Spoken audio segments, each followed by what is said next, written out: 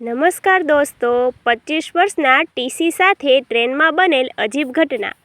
કાળઝાળ અંધારી રાત, પાટા પર દોડતી ટ્રેનનો પગરવ અને અવાવરું રહસ્ય. આ વાર્તા છે 25 વર્ષના એક નવયુવાન railway ticket collector TC Rohan શર્માની, જેની સાથે એક એવી ઘટના ઘટી જેણે વિજ્ઞાન અને તર્કની બધી સીમાઓ તોડી નાખી. આ ચોંકાવનારી ઘટના આજે પણ રેલવેના ગુપ્ત રેકોર્ડ્સમાં ક્યાંક દટાયેલી છે.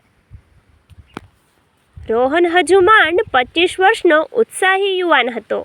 તેને રેલવેમાં ટિકિટ ચેકર તરીકે નોકરી મળીએ હજુ 8 મહિના જ થયા હતા.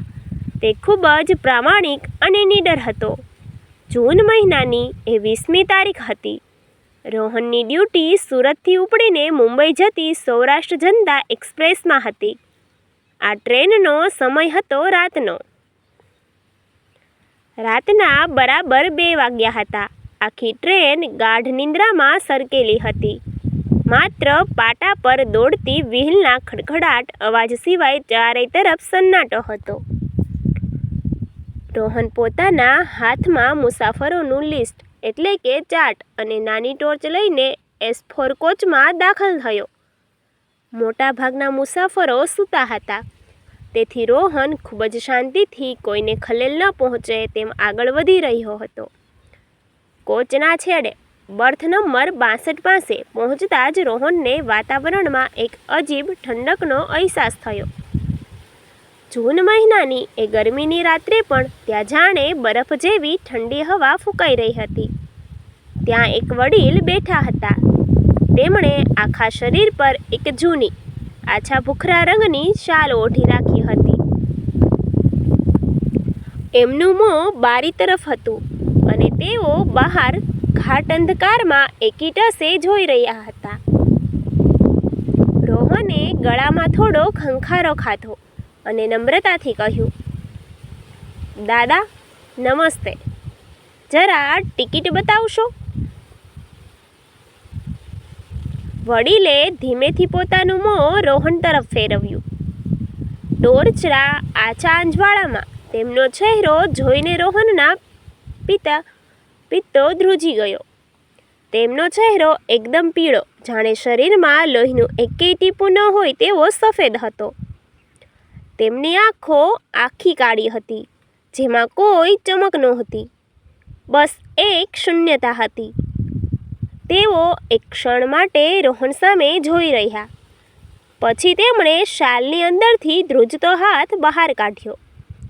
તેમના હાથની ચામડી પણ સુકાઈ ગયેલી હતી. તેમના હાથમાં એક ટિકિટ હતી. જેવી રોહને એ ટિકિટ હાથમાં લીધી, તેના હાથમાંથી ધ્રુજારી છૂટી ગઈ. રોહને ટોર્ચનો પ્રકાશ એ ટિકિટ પર નાખ્યો. ટિકિટ જોઈને તેની આંખો ફાટી ગઈ.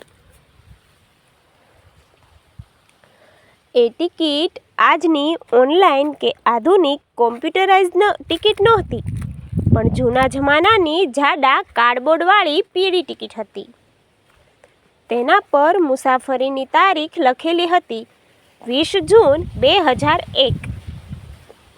મુસાફરનું નામ હતું રામચંદ્ર જોશી. ભાડું માત્ર 45 રૂપિયા લખેલું હતું. આજે 2026નું વર્ષ ચાલી રહ્યું હતું અને આ ટિકિટ બરાબર 25 વર્ષ જૂની હતી. રોહનને લાગ્યું કે કોઈ તેની મજાક ઉડાવી રહ્યું છે અથવા આ કોઈ પાગલ માણસ છે. તેણે કડક અવાજમાં કહ્યું, "દાદા, આ શું મજાક છે? 25 વર્ષ જૂની ટિકિટ લઈને મુસાફરી કરો છો? આ ટ્રેનમાં આ ટિકિટ ન ચાલે. તમારે નવો દંડ ભરવો પડશે, નહીંતર આગલા સ્ટેશને પોલીસ તમને પકડશે."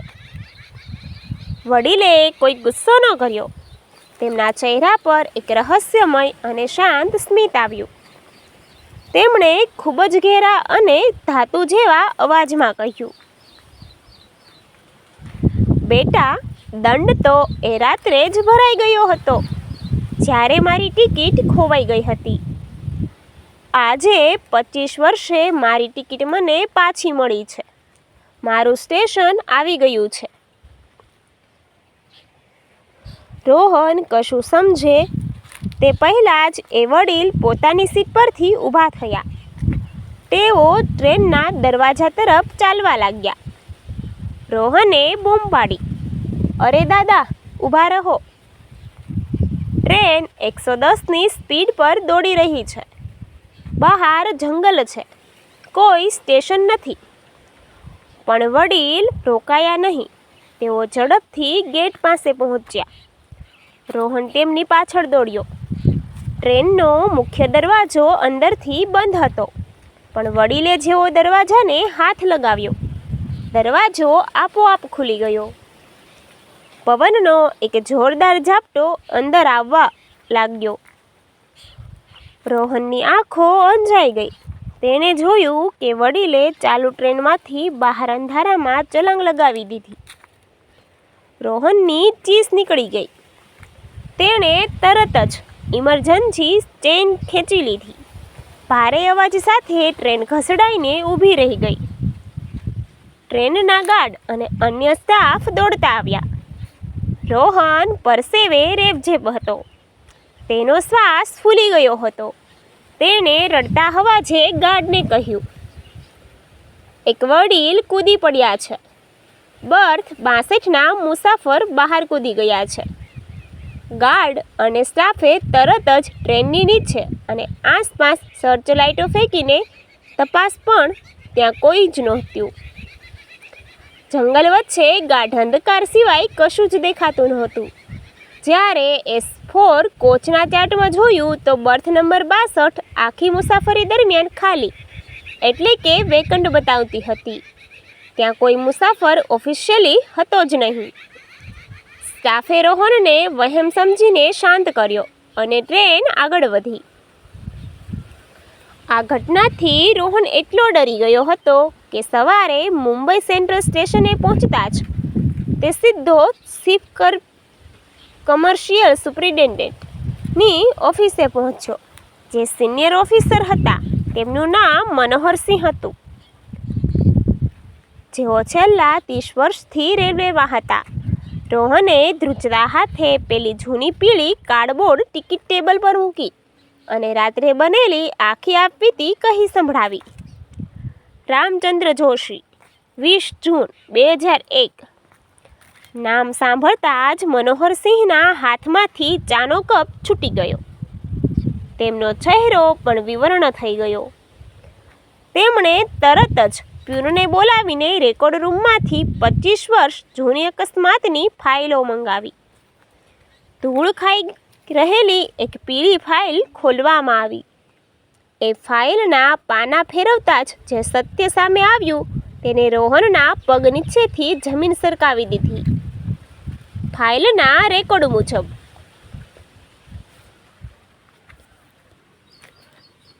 બરાબર 25 વર્ષ પહેલાં, એટલે કે 20 જૂન 2001ના રોજ આ જ ટ્રેનના S4 કોચમાં રામચંદ્ર જોશી નામના વડીલ મુસાફરી કરી રહ્યા હતા.